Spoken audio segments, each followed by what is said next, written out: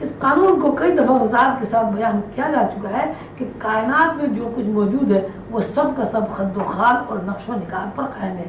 دیکھنے کی دو طرزیں ہیں، ایک طرز یہ ہے کہ کائنات کے اندر موجودات، دیکھنے کی دو طرزیں ہیں، ایک طرز یہ ہے کہ کائنات کے اندر موجود اشیاء کو ٹھوس مادی شکل و صورت میں دیکھا جاتا ہے، اور دیکھنے کی دوسری طرز یہ ہے کہ شکلیں اور صورتیں تو نظر آتی ہیں لیکن ان میں ٹھوس پن بھی ہوتا ہے، لیکن ظاہری دنیا کی طرح یہ نظر نہیں آتی۔ جو کچھ یہاں موجود ہے اور جو کچھ ہم دیکھتے ہیں اس کا تعلق اس جسم اور خد و خال سے جو ہماری ظاہری آنکھوں سے نظر نہیں آتا اور اس کی شکل و صورت مادے کے تابع نہیں ہے۔ روحانی سائنس کا کوئی شاگرد جب ظاہر دنیا سے نکل کر دل کی دنیا میں داخل ہوگا، اس جسم سے جو مادیت کا محتاج نہیں ہے دیکھتا ہے تو اس کے اوپر یہ راز منکشف ہوتا ہے کہ کائنات کے اندر موجود ہر شے کے تین وجود ہوتے ہیں۔ ایک وجود کا تعلق براہ راست تجلی ذات سے ہے، دوسرے وجود کا تعلق صفات سے ہے، اور تیسرے وجود کا تعلق عالم خلق سے ہے۔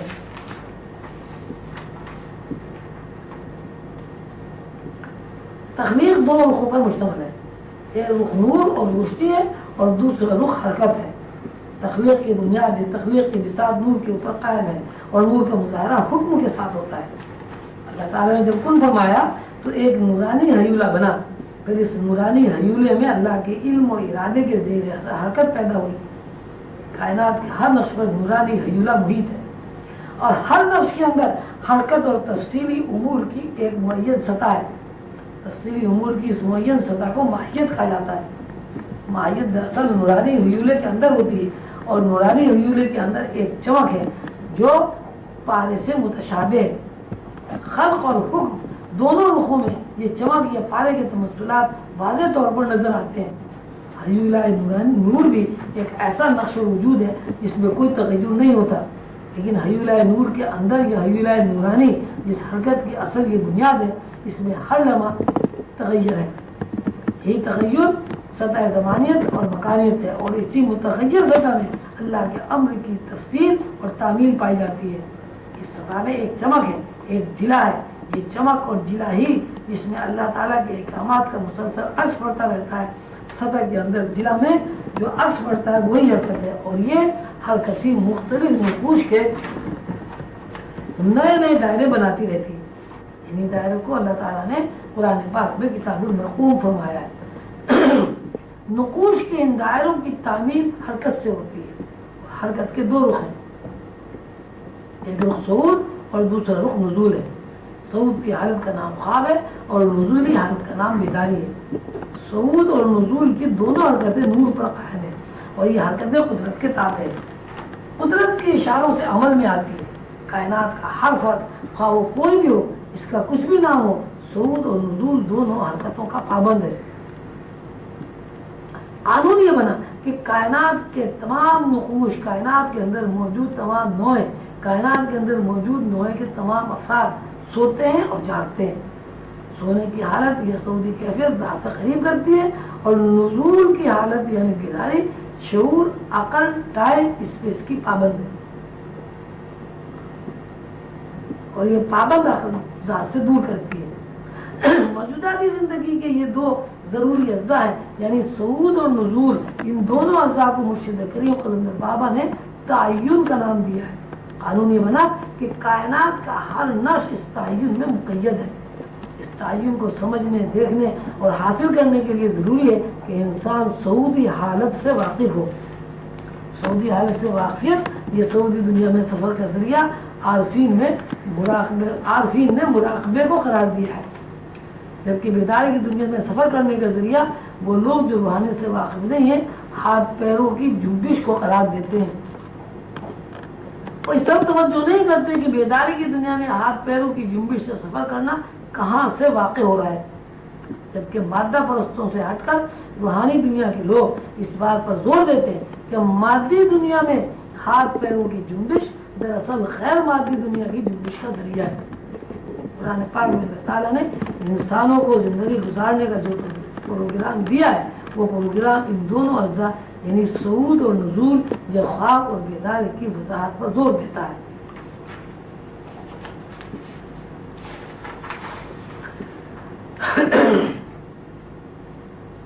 یہ بات پوری طرح ذہن نشین ہو گئی ہے کہ زندگی میں جتنی بھی حرکات و سکنات ہیں یا زندگی کے نقوش میں جو تعمیر ہوتی ہے وہ دو رخوں پر قائم ہے۔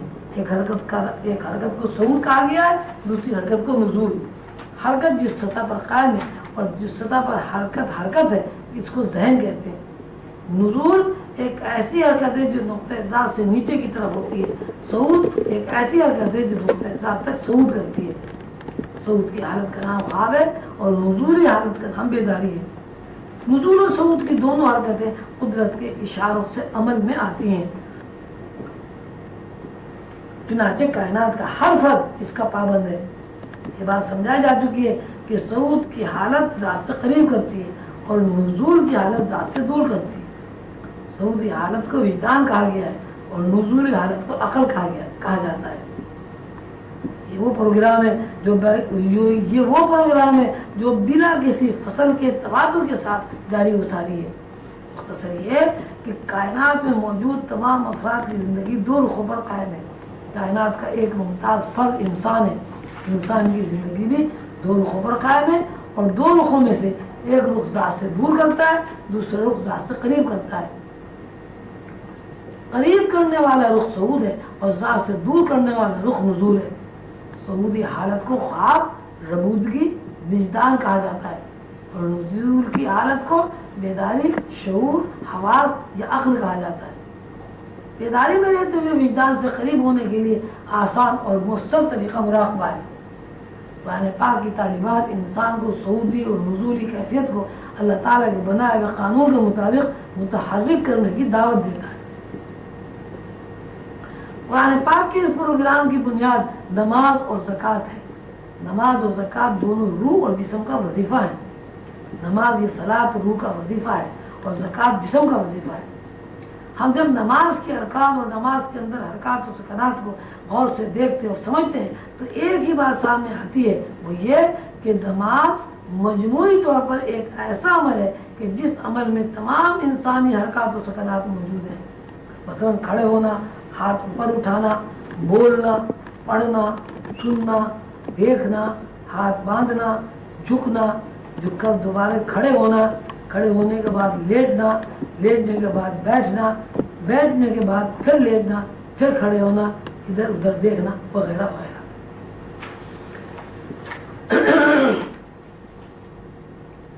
نماز کے پروگرام پر غور کرنے سے یہ بات سامنے آ جاتی ہے کہ نماز زندگی کے ہر عمل اور زندگی کی ہر حرکت کا احاطہ کرتی ہے اور یہ ساری جسمانی حرکات ذہن کی اس حرکت کے تابع ہے کہ ذہن یہ ساری حرکات اللہ کے لیے کر رہا ہے۔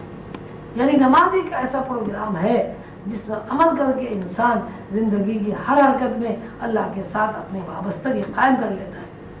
بالفاظ دیگر نماز ایک ایسا پروگرام ہے جس پروگرام کی کامیابی کے نتیجے میں انسان کا ذہن ہر حرکت، ہر عمل کے ساتھ اللہ تعالیٰ کے ساتھ وابستہ ہو جاتا ہے اور وہ یہ دیکھتا ہے کہ مجھے اللہ دیکھ رہا ہے۔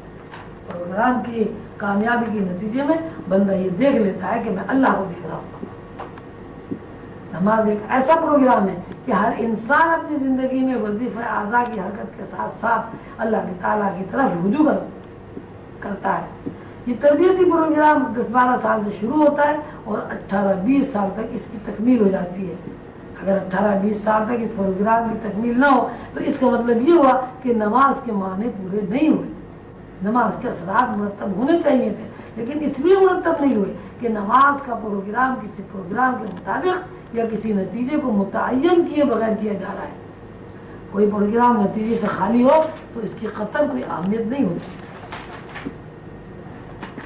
انسان جب 15-20 سال تک وظیفہ اعضاء کی حرکت کے ساتھ ساتھ ذہنی طور پر اس بات کی مشق کرتا ہے کہ اس کا ہر عمل اللہ تعالیٰ کے ساتھ اس کے ہر عمل میں اللہ تعالیٰ کے ساتھ وابستگی قائم ہو تو وہ کامیاب ہو جاتا ہے اور زندگی کے ہر شعبے میں اللہ کی طرف متوجہ رہے اور ساتھ ساتھ دنیا کے سارے کام انجام دینے کا عادی ہو جاتا ہے۔ مطلب یہ ہے کہ جب بندہ صحیح طریقے سے نماز ادا کرتا ہے تو وہ ربودگی اور بیداری دونوں کیفیات سے یکساں طور پر روشناس ہو جاتا ہے۔ غنودگی اور بیداری، یا صعود اور نزول، یا وجدان اور عقل، دونوں کے ساتھ اگر کوئی بندہ اللہ تعالیٰ کے ساتھ وابستہ ہے تو یہ زندگی کی تکمیل ہے. اور زندگی کی تکمیل میں سب سے اہم کردار نماز کا ہے. دوسرا پروگرام زکوٰۃ ہے. زکوٰۃ ایک ایسا عمل ہے جس کا منشا مخلصانہ اور بے لوث خدمت خلق ہے. زکوٰۃ زندگی کا ایک ایسا پروگرام ہے جو اللہ کی اپنی عادت ہے. جب بندہ مخلصانہ قدروں میں اللہ کی مخلوق کی خدمت کرتا ہے تو اس کا مفہوم یہ ہے کہ اس نے وہ کام شروع کر دیا ہے جو اللہ تعالیٰ نے کیا ہے. اس لیے اللہ تعالیٰ مخلوق کی خدمت کر رہے ہیں. اللہ تعالیٰ کے ساتھ ذہنی وابستگی اور بے لوث خدمت خلق کو تصوف میں جمع کہتے ہیں. یعنی ایک ایسی کیفیت میں انسان ہر وقت اللہ اور اس کی مخلوق کے ساتھ رہتا ہے. چاہے سلوک میں جمع کی کیفیت کا ہونا پہلی منزل ہے. جب تک کوئی بندہ جمع کی کیفیت میں داخل نہیں ہوتا اس کے اوپر عرفان کا راستہ نہیں کھلتا. انسان کو عرفان حاصل کرنے کے لیے بنیادی طور پر یہ کیفیت حاصل ہونی چاہیے.